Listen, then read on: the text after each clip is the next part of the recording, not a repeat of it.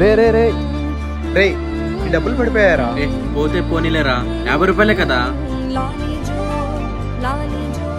నాన్న ఏనన్నా? ఒక 200 రూపీస్ కావాలి నాన్న. సరే ఆడ కూర్చో, పని అయిపోయిన తర్వాత ఇస్తా. సరే.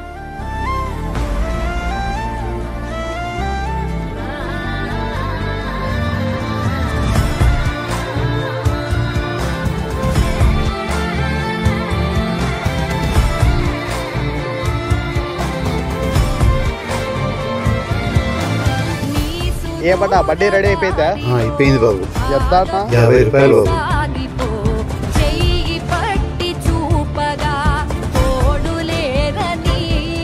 ఇదిగోరా డబ్బులు. వద్దు నాన్న. ఎందుకురా? నాకు వేరే పని, నేను వెళ్తున్నాను అన్న.